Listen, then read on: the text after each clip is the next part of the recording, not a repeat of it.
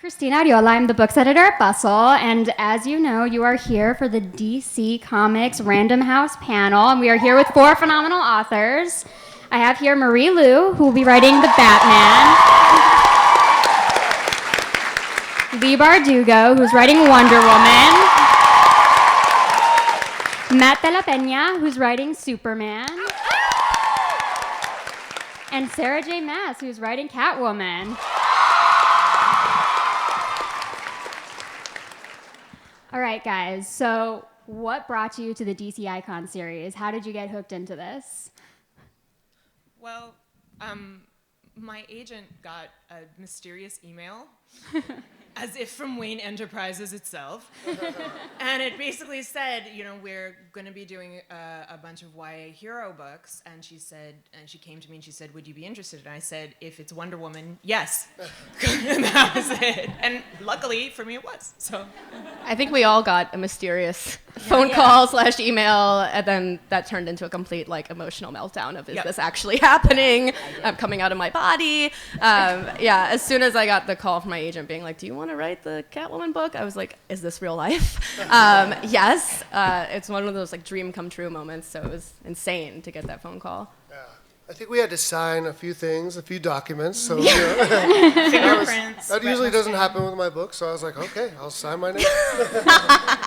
I was so excited I didn't read the attachment that came with it. And I was like, I want to do all of this. I didn't even know who we were choosing from, and I said yes. And Kristen's like, read the attachment. Pick a person. Like, oh right, there's a second step involved in this. But it was. And then did you say, I'm Batman? To myself in front of my computer in my pajamas. I'm like. So how did you guys choose which superhero you wanted to write about? Or did they choose for you? Yeah, I think I spat it out before I could think about it. I remember Batman from the animated series. When I was a kid, I grew up with that Batman, and it was like my first introduction to a superhero and also a nuanced character, someone who was kind of gray and literally in the shadows. And I was always drawn to that. And so I just knew that I was going to pick Batman. Mm-hmm. I had actually written an essay for a book called Last Night a Superhero Saved My Life, and I think we actually published that essay on Bustle. But it was about Wonder Woman and about the fact that when I was a kid, I adored her. I watched her on Super Friends every Saturday morning, and I loved Linda Carter, and I would twirl around in my driveway, and, the full thing. And then around the time I hit puberty, all of a sudden, superheroes and Wonder Woman in particular didn't seem that great anymore, because the actual physics of fighting in a bustier and panties were like, I don't buy it, guys. So it took me a long time to fall back in love with her and to remember the things I loved about her and the compassion and kindness that are paired with her kick-assery that, for me, separate her from other heroes. And so I'd written this essay, and I'd done a ridiculous amount of research for it, because comics, you're always like, leave me alone, don't come for me. And then all of a sudden they were like, by the way, would you like to write this Wonder Woman book? And I was like, I'm ready. And I think for me, I immediately was like, well, I'm very attracted to Wonder Woman. Yes. So but they were like, no, you can't do that. Lee's got that one. So then I was like, well, Superman, that's kind of a memoir. So maybe it's been so fun to work with Superman. So I feel very lucky. And for me, growing up, I was kind of the opposite of the wanting to be with a heroine that was good. I was the kid that was not. I was the other kid. And for me, when I was growing up, Catwoman was that anti-hero where she sometimes did good stuff, sometimes did some effed up stuff, but she had her own moral compass. And when it came to writing my own books, especially the Throne of Glass series, Aylin's character is she lives in that gray zone, and with Catwoman, she lives in a gray zone as well. So, just getting asked to write Catwoman was just literally right up my alley. But she, I remember the first time I saw Michelle Pfeiffer as Catwoman, in Batman Returns, and that's one of the most iconic feminist roles ever. She has some epic lines. If you guys haven't seen that movie, go watch it. It will get you pumped up to fight the man.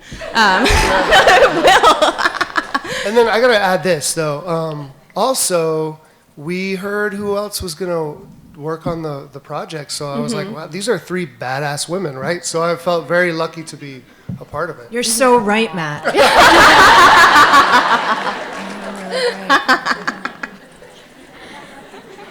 Christine's like, okay. So obviously we are all very familiar with these stories. What were some of the biggest challenges of putting your own fresh twist on these stories that are so well known and so beloved by so many people? It was weird. It was my first time playing in a sandbox that wasn't my own. You know, it was like a sandbox that many people have been in. It's slightly Complicated. That's a quote for Twitter, out of context. But it was really strange being in Bruce's shoes, and I realized something as I was writing this that you know, with every superhero, there's 2 characters. There's Batman, and then there's Bruce Wayne. And I realized that I kind of understood Batman, but I didn't understand Bruce Wayne, the character. To me, because you don't see, and people don't really pay attention to Bruce Wayne. Everyone thinks, you know, Batman's the cool one.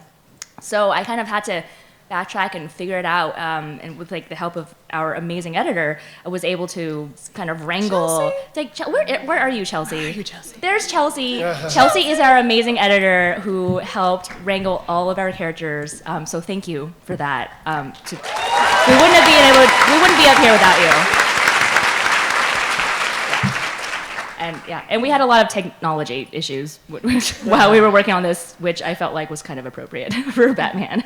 You needed utility belts with all of your Yes. gadgets. Yes. Actually, that would be amazing if you just had a huge fanny pack utility belt. They're in again. Yeah, are they? Gucci has one, I'm assuming. I refuse. There's only so much of the 90s I will allow to come back.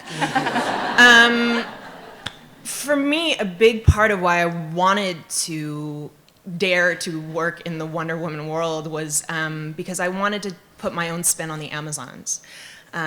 This was, this is something I grew up on, and I wanted to sort of take away the idea that they're some kind of like ancient super race who lives out of time and make it possible for anybody to be an Amazon. So in my world, if a woman dies bravely in battle, if in her last moments she calls out to a female deity, any female deity, she has the chance to become an Amazon.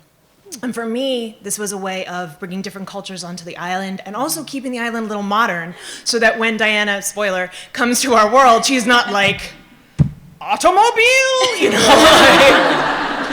So, which is really fun though too. Like, I love the fish out of water stuff, and she's still contending with our culture. But for me, that was a really important part of why I wanted to write it. But yeah, there are so many expectations on these characters, and there's no way you can satisfy everybody. So eventually, it's just you and the page and the story. Yeah, I think the expectations are the biggest challenge. Going into a storyline that so many people hold so close to them. And getting over the imposter syndrome for me was hard. You know, am I worthy of this story that's been around so long? And then for me, the hook was just this idea of Superman being the ultimate immigrant. Yeah. And I think in a weird way, I was able to pull some of my family background into this new idea. And I think that's where I found the power of the story for me.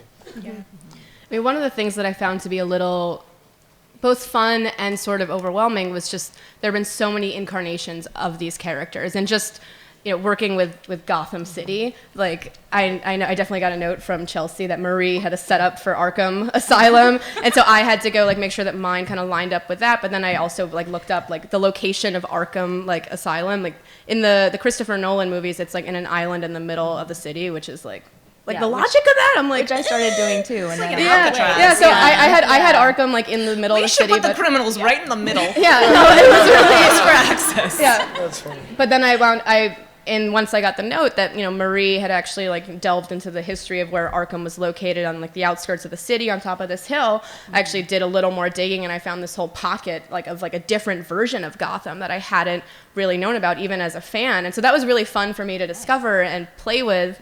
But then as much fun as it was to learn about the different incarnations of these characters, and even get to kind of pick some of the other supporting cast, which was really fun. that I still had to put my own spin on it. So having to learn about what has been done with these characters before and then find a way to make it my own. That was something that was fun, but also definitely like a challenge, because you want to make it your own. You want to make these characters come alive in a way that feels genuine to you and to you guys. And it definitely, like, imposter syndrome, that was definitely like something where I was like I had moments where I was like, oh my God, like I am writing a Catwoman book with characters that people really, really love, and will they love the way that I, have adapted them here. It's intense, you guys. I think also, like, canon contradicts itself. So part of the decision you make when you're creating these characters and creating these stories is that you're making the choices of what you want to use and what you don't want to use. And in some ways that can be really powerful, because if you didn't like a particular run of comics, you're like, bye. Yeah, so to what extent did you guys research your characters? How much did you read? How much did you watch? Were you guys fans of these characters as kids?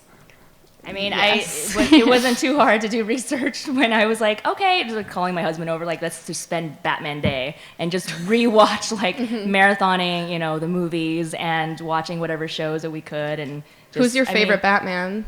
Honestly, I really loved Batman the Animated Series from when I was a kid, because that was my first introduction. No, like a human Batman. A human, the Batman who comes to clean the bats out of your house. He's a very nice guy. Doug. Very efficient. Doug the Batman. I love the Dark Knight series so much. Nolan's Batman is so nuanced and interesting. And just this really great gray take on Batman. And I'm really actually enjoying, I'm reading the, like, I didn't grow up with a ton of comic books, but I'm trying to, like, catch up on it now. And I'm reading this Batwoman series by James Tynion and Margaret Bennett, and it's just fantastic. Yeah, it's I think it's, like, in process right now. Yeah, I mean, I'm really enjoying Rucka's run for a lot of reasons of Wonder Woman, and Gail Simone and Noel Stevenson did a great one-off. But like I said, I did a lot of research for that book. And the thing is, there's been a lot of cultural writing about Wonder Woman. And there's this great book by Jill Lepore that's about the origins of Wonder Woman. And sort of understanding, here's the thing, she, until now, bless, had not had a movie, so thank you, Patty Jenkins. And she hadn't had a movie, and she hadn't had a television show in a very long time. And she was this major character who a lot of people who had never picked up a comic and who had never seen a cartoon still knew who Wonder Woman was. And they still felt close to her. And so for me, a big part of it was sort of understanding what the core of her was that was drawing us to her. So, yeah.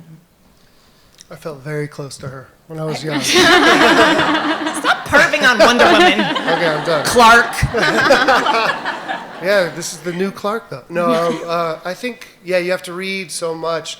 And I think one of the things that you really have to do is go back to early stuff, just to see where it comes from, and to see sort of why it was created. Where did they come from? What was happening in the context of history that sort of led to these characters. So I think with Superman, that was the most important research I did. I actually did a lot of research, not just on reading the Catwoman stuff, but learning about the characters in Gotham as well. And one of the, I guess, series I discovered was the Gotham City Sirens, which, if you guys don't know what that was, it was like a team up of Catwoman, Harley, and Poison Ivy, where they just like got together and raised hell. And I was like, how does the world not know about this? And just learning about like the world of Gotham and the other characters and criminals and those gray characters especially, like that was one of the key bits of research that I did, because we kind of got free reign to put in like, some characters that we wanted, and there were some characters that kind of popped up that I, even as a fan of like Gotham, like the little bubble of Gotham. I did not get free reign. I think they gave you a special dispensation because they were like, no, that Amazon you can't have, and that Amazon you can't have. But in some ways it was fun because I'm like, then I make my own Amazons. But we still definitely, I think we had to operate by like there was an overarching set of rules and things had to be checked by the DC gods that we were, that it was okay to use these characters and do certain things with them, which was, again, I think, Marie, you had talked about how we weren't the sole creators. Like, it was like the dirty sandbox. Like, you were basically, like, it was an interesting creative process to, like, have to get approval to use these characters and to have the storyline, and it's very different from how I usually create my books, which is mostly like vomiting onto a page. This is much more organized. Now we have vomit in the sandbox. Very traumatizing. And then you guys can go to lunch. But I think it's also important to know when to leave your research. So, that's the hard part is like you do all the research and then at a certain point you have to take ownership, Yes. So, and I think that's the stage where you're like really creating. And then it's fun. Then it's super I fun. think it's really fun. Yeah, it's like writing fan fiction for me. Yeah. Like it was like brings me back to my childhood of like creating fan fiction, except now it's official. Which, by the way, I know some of Marie's fan fiction because she's talked about it on panels, and it is some of the darkest stuff you will ever. Ask her sometime what she did to poor Sonic the Hedgehog. Ask her. Okay? I'm still not over it. But yeah, but I think that's also like, I had just come off of Six of Crows and Crooked Kingdom when I was writing this book, and thank you. But these are characters who are, you want to talk about the gray zone, like it's like a slate, maybe like a charcoal gray, and then I'm writing this character who is fundamentally, if not good, then kind, and who is trying to do the right thing, and I was really worried I wasn't gonna be able to do it, and as it turned out, it's actually really fun to write the good guys. Like, I didn't understand that, really. But it is actually really fun to write the good guys. And I would finish writing, like, a passage, and I'd be like, we're going to be okay. Humanity is all right. It's very therapeutic. I've read a little bit of Warbringer already, and it's so good, you guys. Leigh pulls it off to the T. I love Diana so much. And you guys are going to love it. Have you guys all seen the Wonder Woman? I saw it last night. It was amazing. I saw it on Thursday, and I just was like tears. Yep. Like my husband was crying too. Like we were both like just like couples crying through. Like The weirdest part, 20 though, was minutes when in. you're crying, and then you're like, ah! I mean, you really come out of there wanting to just slow-mo punch things. Yeah, no. Just like...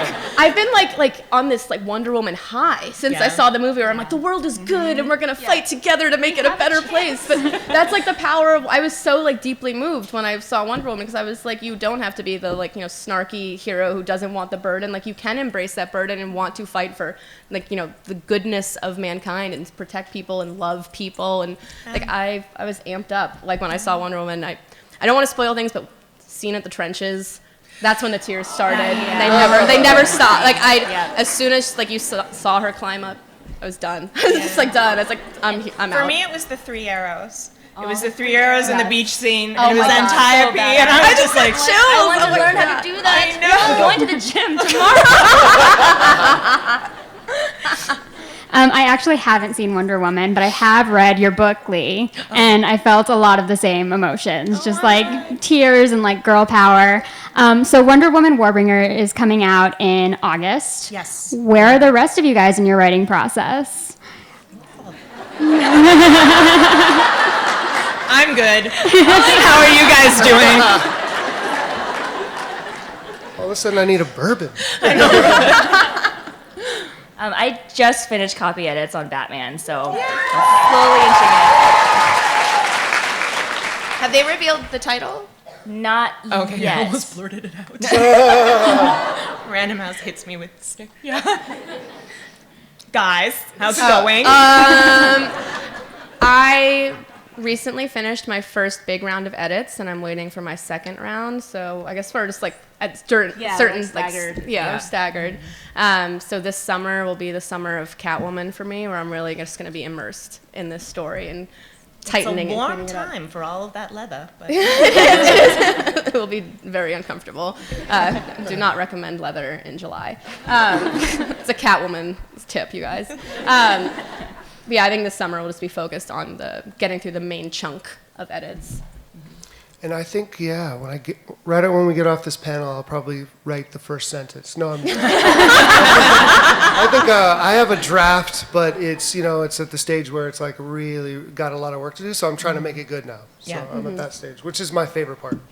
I think that's my least favorite part. Really, I love it. I hate the first I draft. like the first draft when you're just like, sure, I'll make this make sense later. Future Leigh can deal with it. And then you're like, curse you pastly. Yes, I talk about myself in the third person on the radio. So I think that for a lot of casual fans of superheroes, or maybe just people who aren't like super immersed in the comic books, a lot of times the only thing we'll see of their childhood or their teenage years are like the origin story. And you guys are all approaching these as YA novels. So what were some of like, you know, how fun was that to like bring them to life as teenagers? Yeah, it was fun, and I was one of those kids. I always feel kind of like shy and embarrassed when I'm talking about superheroes because, you know, I grew up with the anime series, but not the comic books. But Bruce Wayne's history is pretty set. There's not a lot of wiggle room there in Crime Alley. But there is this like black hole where no one knows anything about Bruce Wayne as a teenager. You know, all of the stories about him are like when he's an adult already and going off and doing his stuff, and there's just not much about what is life like when you're, you know, a privileged young billionaire orphan going to high school. Can't relate. How to make you relatable, Bruce. And, you know, what happens when you're 18 and your trust fund's open for the first time, and you are suddenly an adult with no adults except for, you know, trusty old Alfred with you. So that was really fun to play with and to get into his mindset and to, you know, and also to throw him into Arkham Asylum and have him deal with that along with high school trauma. I love it. I kind of wish you'd just written 300 pages of him sitting in his room listening to Nine Inch Nails. Listening like, I'm so rich! I'm so rich! Go away, Alfred. I'm not cleaning my room. That's right. You know, it's interesting. Certainly, like Superman's origin stories and Batman's origin stories are really sort of deeply entrenched in our culture. I think less so Catwoman. She's got a lot of different variations. And one, I think, was like she was a flight attendant. Yes, the 50s were a strange time. But those are really deeply ingrained. And they also, I think, have really powerful resonances, like the immigrant story and also the idea of having this trauma in your youth and being sort of left alone with all of your piles of money. But Wonder Woman's a little bit different in that in most stories, or in many of her stories, she comes to the mortal world as an adult. And she's always a little Thor-like in that way. Sorry to mention the Marvel universe, but like this sort of, and for me, there was sort of this point of disconnect. So I was really excited to kind of create a scenario where she leaves the island without her sisters knowing, and she does it because she wants to prove herself. And the idea of creating a situation where she's literally the only kid who's ever been on this island. She's the only Amazon who's never proved herself in battle. And what it would be like to grow up in that environment and just want a chance, which I think a lot of us feel growing up, like just give me a chance to do my best. And I also I wanted to, no offense to Chris Pine, he's a very handsome fellow, but I wanted to pull Steve Trevor out of the picture, and I wanted to focus on her friendship with a mortal girl named Alia. So for me, it was a chance to just kind of, like you said, it's a little like writing fic and being like, I'm gonna take all these things that I love, and I'm gonna get a chance to explore the world with them. Yeah. But it's also just fun to have a really super strong teenager like be on a subway like shutting down dude bros. I think there are some things you have to hit with Superman, of course. You know, there are some moments that have to be in your story. But I think what I really loved is exploring the personality, the like interior of Superman when he was a kid. I love watching him flirt, you know, and watching those kind of things happen. It's just fascinating to watch this superhero when they were young, just figuring it out. Yeah. This is something we all explore in all of our work, you know, and we write teen books.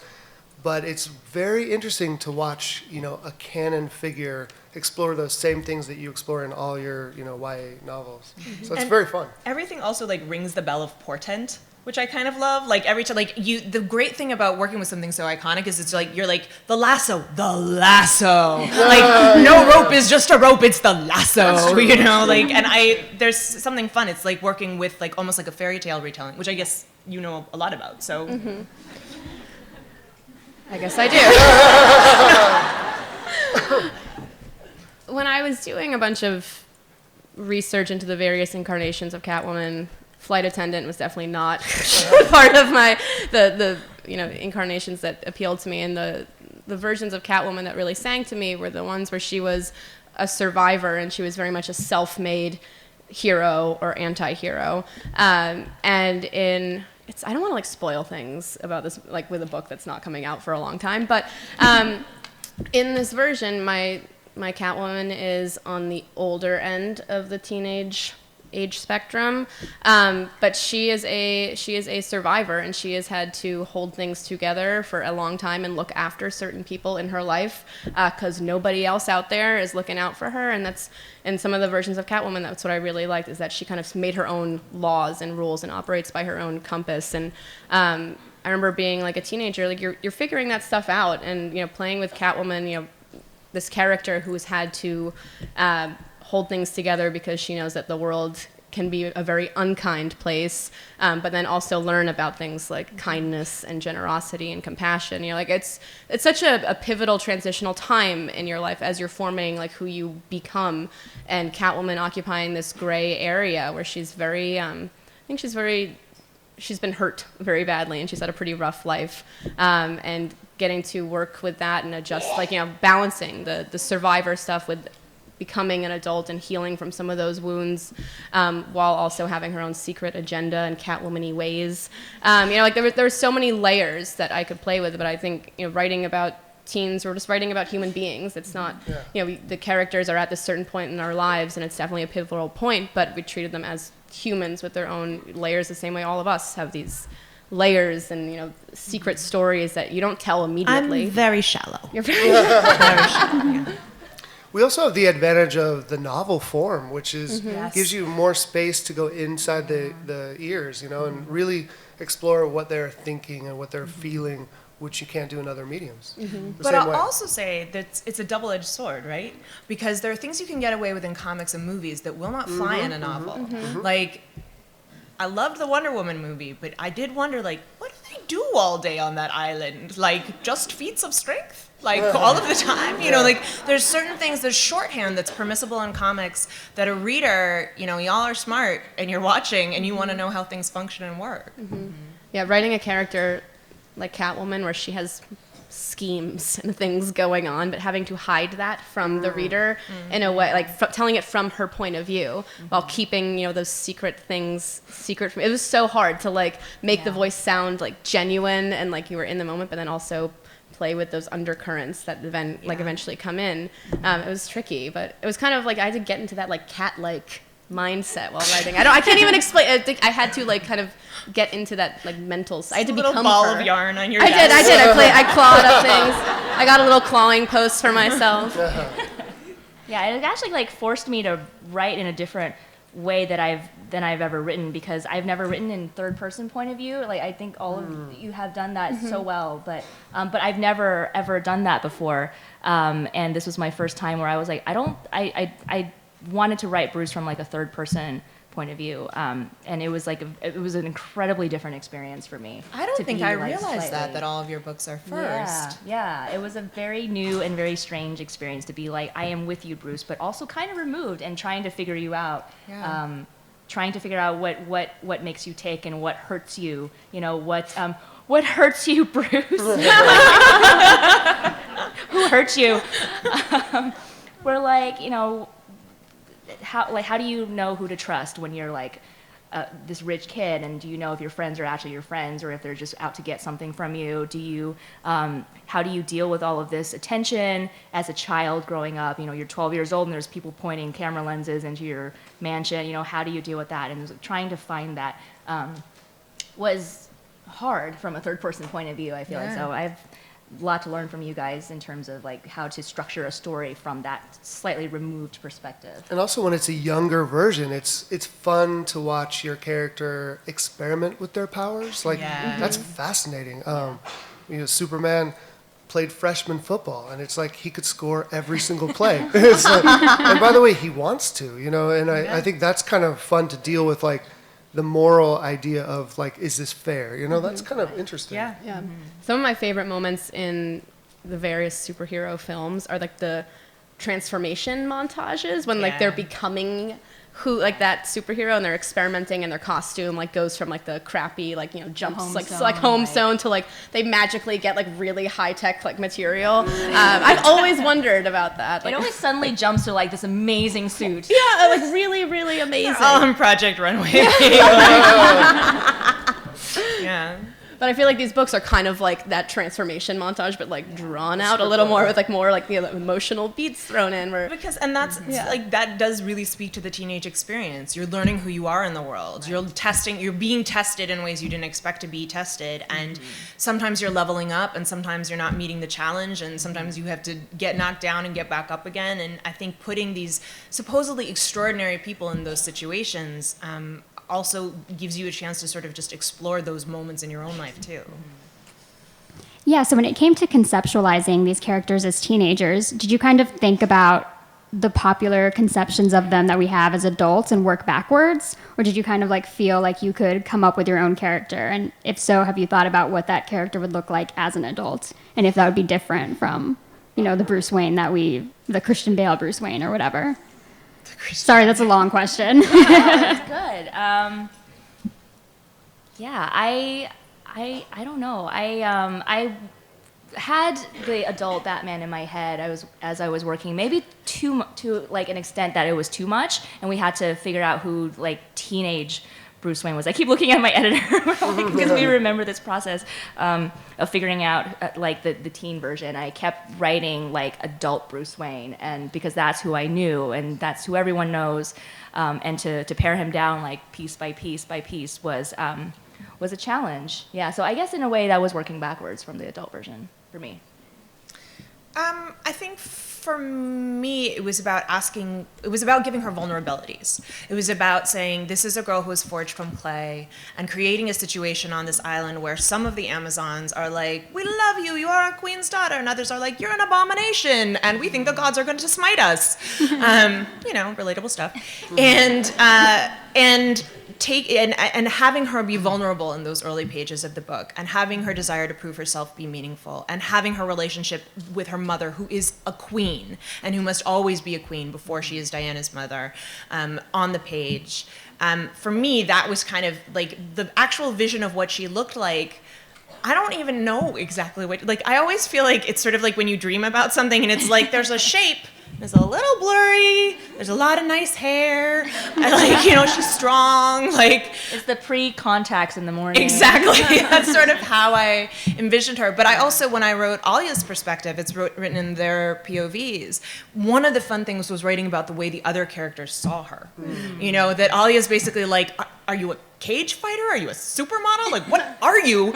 And having her encounter people in the mortal world who are like, hello, like the way Matt reacted to Wonder Woman as you, that for me is one of the most fun things is encountering the other perspectives on what other characters think she looks like.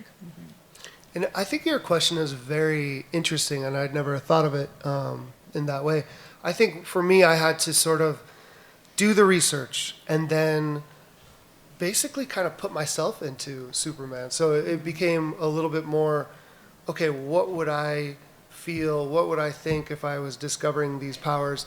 And also, dialogue is so pivotal, and I think that was so much fun to try to find the voice of the character in the world with their dialogue. So I kind of like divorced myself a little bit from the adult version and just really dug into the teen. Mm-hmm.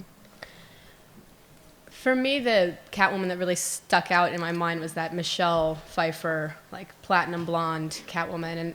And the Catwoman that emerged as I began thinking about this project was actually not that Catwoman at all. She doesn't even have blonde hair. And some versions of Catwoman, she's got, long, sleek black hair, green eyes. Like, Catwoman's been drawn so many different and created in so many different ways.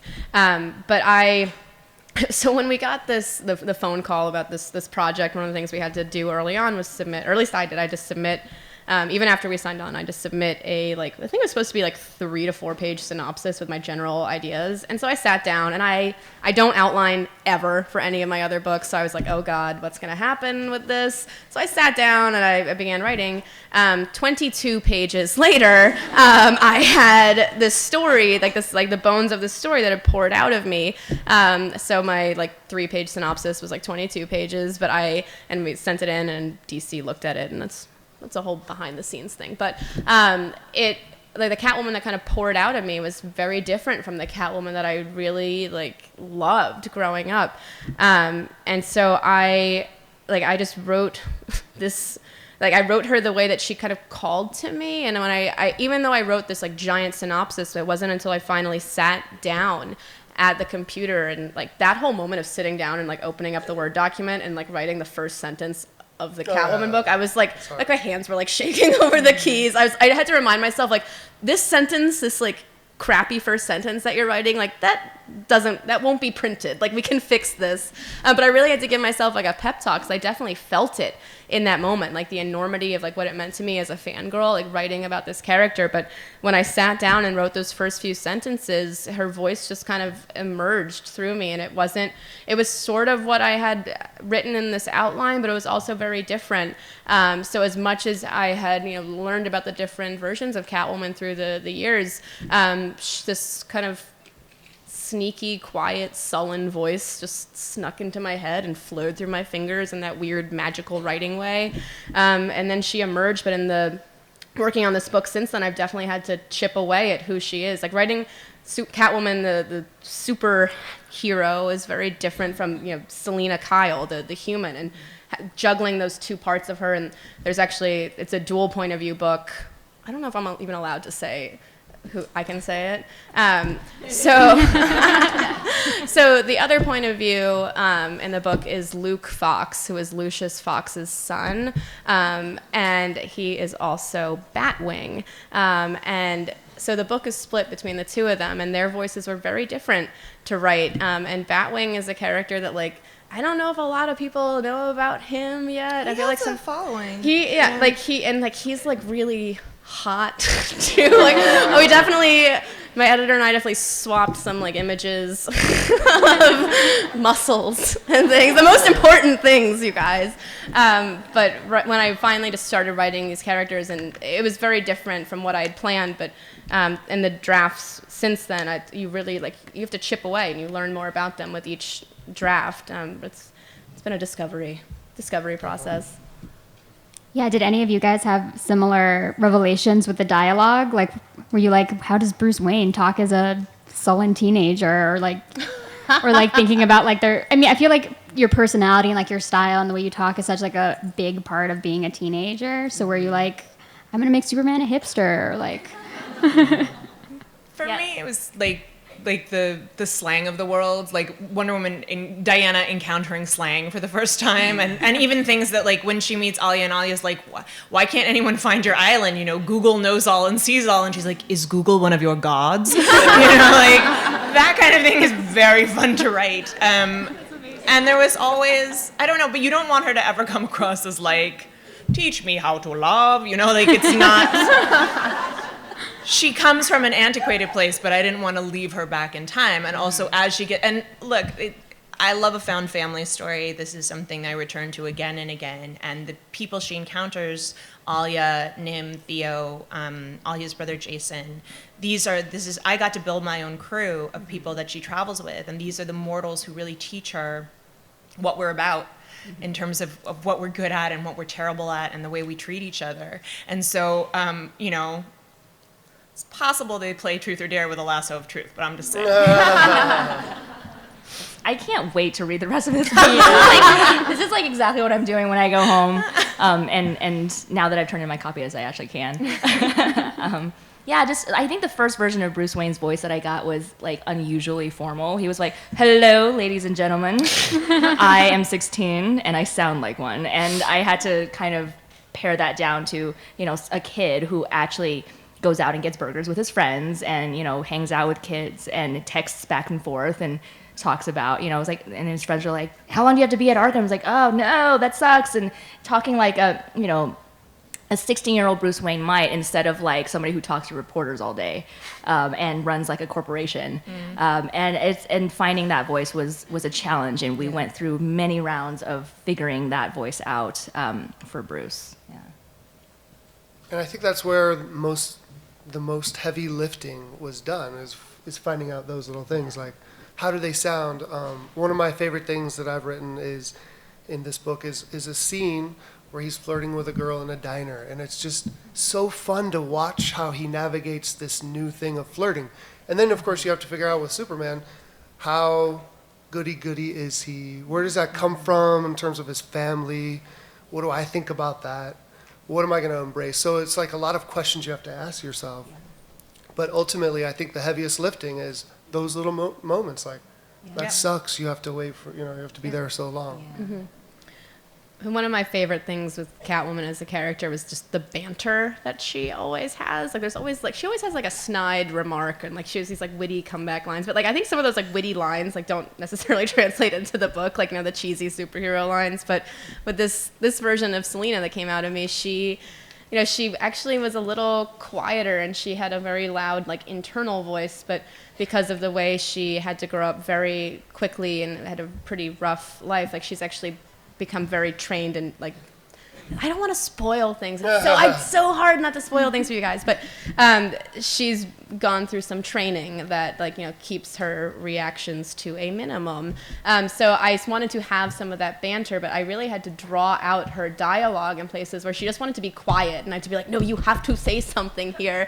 It would be weird if you were quiet. And, like, they're definitely, like, she's still, like, pretty snarky and has, like, that attitude, but she's definitely not that Michelle Pfeiffer, like, purring around places. She has, like, minimal purring in this, but finding the dialogue is, you've got the internal voice of the characters, but then the dialogue, that's the face that they're showing to the characters around them. And then when you're writing the multiple points of view, like, you have the other characters, like, I've got Luke Fox, who like you said, Leigh, like, I loved writing about Catwoman from Luke's point of view.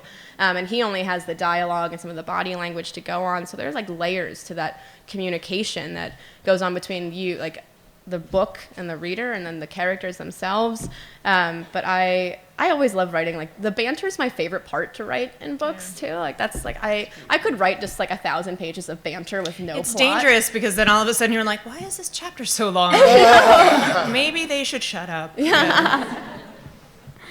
All right, so we have a little bit of time left, so I do want to open it up to fan questions. And we have a mic over here, so if you want to line up. And while you guys are doing that, just as a final question on my end, I'm trying to figure out how to frame this without you guys giving away spoilers, but I want to talk about villains for a minute. When it came to coming up with the conflict for your story, did you kind of think about, the villains like the popular villains that exist in these canons, or did you want to create your own, and kind of what was that process like? And again, no spoilers, but... Yeah. This is where I had the most fun with the book, because I got to create a brand new villain for Bruce to deal with. And she's a teenage girl. She's 18 years old and is pretty bad, or good, or you don't know. So it was really fun playing with that and messing with Bruce's mind when he had to deal with this girl for the first, it's like his first encounter with dealing with criminals of any kind. And it's this kid who could be in his school, if she went to his academy. So she was incredibly fun to build. I don't know what it says about me that I really enjoy writing characters like that. With an agenda that feels, I don't know, not stuff that I would do in real life. I don't know what you might do, Marie. I mean, who knows? But it was really fun exploring her very dark mind, and the story is almost as much hers as it is Bruce's, and their stories are very much intertwined. Yeah. Unlike Batman and Superman and to an extent Catwoman, Wonder Woman doesn't really have like a rogues gallery. Like she doesn't have sort of legendary villains that she fights. So for me, it was not just about sort of creating conflict and who was fighting her and Alia, but it was also about the conflict that's built into the story. The girl she rescues from shipwreck, Alia, is not an ordinary mortal girl. She's a warbringer, and she's a direct descendant of Helen of Troy. And then even though the stories say that Helen's power was in her face, the truth is that she carried destruction in her blood. And so with every birth of a warbringer, an age of destruction begins. And there are a lot of people who think Alia should just die. And Diana believes she should have the chance to live. And so they set out to break this line of warbringers. I love that we're just like, teenage girls, source of destruction! But for me, that conflict and also the way that stories are told about women and the way girls learn to tell stories about themselves was in some ways the biggest bad guy in the book, Yeah, and I think for me, what I most love about superhero stories is that you can kind of like work with the current political environment of the time that you're writing. I think superhero stories, they act on there's a deeper level that you can explore. So I really just embraced today. I embrace what's going on politically. So and all those Superman will be fighting a giant Cheeto? Possibly. The metaphorical Cheeto. Well, Catwoman started out as like a villain for Batman. So I had to, and she has since come to occupy this gray zone where she sometimes does the right thing, sometimes does not, and never apologizes for that. But one of my favorite things as a fan and why I was so excited to sign on to do this project was that the villains in like the Gotham world are my favorite because they are real people. Like they don't have these like crazy powers. Like they feel real in the way that like for me when I read Harry Potter, Dolores Umbridge was the scariest person, not Voldemort. It was Umbridge who freaked me out because she was real, and you encounter people like that in your day-to-day life. And with the Gotham villains, some of them are like really, really disturbing, and Arkham scares me at like a very basic level. Like Arkham Asylum like really like freaks me out, and some of the criminals in there have done some really bad things. But that was also, it sounds crazy saying this, but like it was really fun to play with this world of these villains and Catwoman occupying the space between good and bad and interacting with those classic villains. Some of them might make an appearance in this, and getting to have this teenage girl like mess around with maybe like the Joker at some point, maybe not. Like having to do like getting to have that was so fun, and then all the other villains who kind of pop up. Like there's definitely like a girl gang, girl power element. My favorite, speaking of animes, my favorite anime growing up was Sailor Moon. And in the Catwoman book, Harley and Poison Ivy and Catwoman team up as like a little girl group. They're like the opposite of the Sailor Scouts. Like they do not fight for love and justice. But it was really fun to get to work with that host of villains in the Gotham world and play with them, and have Catwoman toying with them in the way that she does. Awesome. All right, so let's take some fan questions. Hi, what's your name? Hello, my name is Jamie. Hi. My question is, clearly you guys are all fans of these characters. Now, was there something that you wanted these characters to do as a fan, but then on the other hand, be in the mindset of these characters and be like, no, wait, I can't have them do this because it wouldn't make sense? And how do you separate, like, say, the fan fiction that you want or, like, the actual story that you're creating? Like things that I wish I could be writing about into this story, but maybe just didn't fit like the storyline or whatever. I'm a huge fan of the Bat family in general, and I really love Nightwing.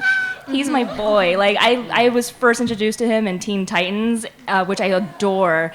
And I wish I could have found a way to put Nightwing into the story, except he would have been a baby at this point, so it wouldn't have been as exciting. Night Baby. The picture book.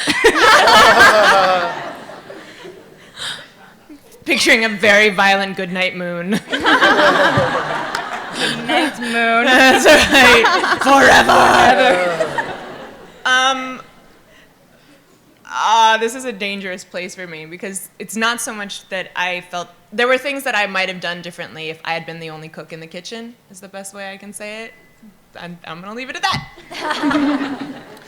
Yeah, I think it's interesting. It's a new experience having somebody somewhere checking your stuff and making sure you're on on track. That's weird because I don't know who these people are. No, and the thing is, authors are not used to being told what to do. Like, we get to really play God. And I think one of the hardest things for me, though, too, is also at the end of it, knowing I'm never going to get to write these characters again. Mm-hmm. Like, that makes me genuinely sad, and I've never had that experience before. Yeah. Unless I killed someone. I feel like I'm pretty lucky where a lot of the stuff that I wanted to do as a fan and like that I thought about as a fan working on this project, I got away with somehow. I definitely did some upgrades to the leather suit. It's a little more high tech, breathable. It's good for summer, the snowsuit. Thank you. Thank you. Thanks, Jamie. Hi. Hi. Sarah, I cannot wait for the Catwoman book because like Harley Quinn and Poison Ivy and Catwoman are like squad goals. Yeah, hell yeah, they are. Yes, they are. My question is, if I were to make a Throne of Glass musical adaptation, would you be okay with it? And may I please play Selena?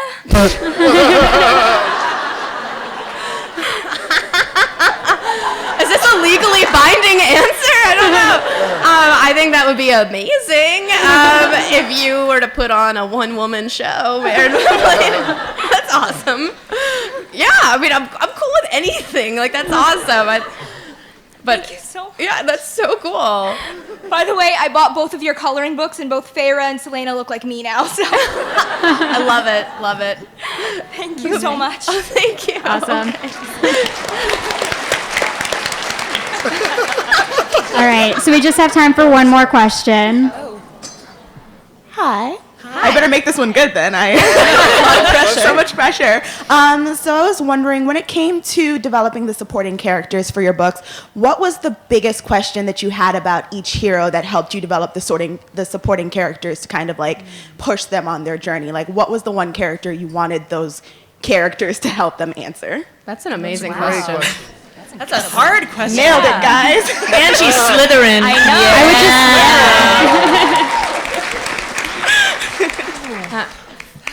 That's tough. I would like to mention that Kadeen also works at Bustle. She's a plant.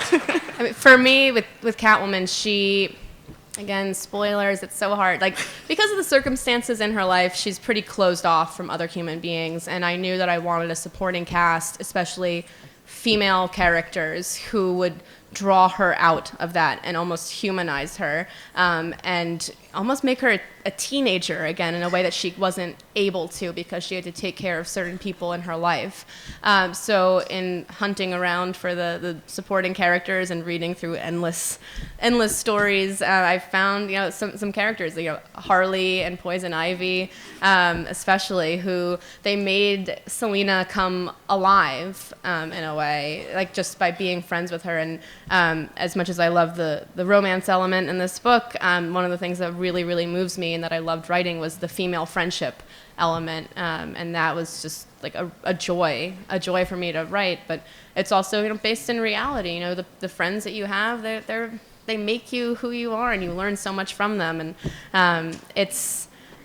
so the supporting characters, I knew I wanted them to play a part in her humanization in a way.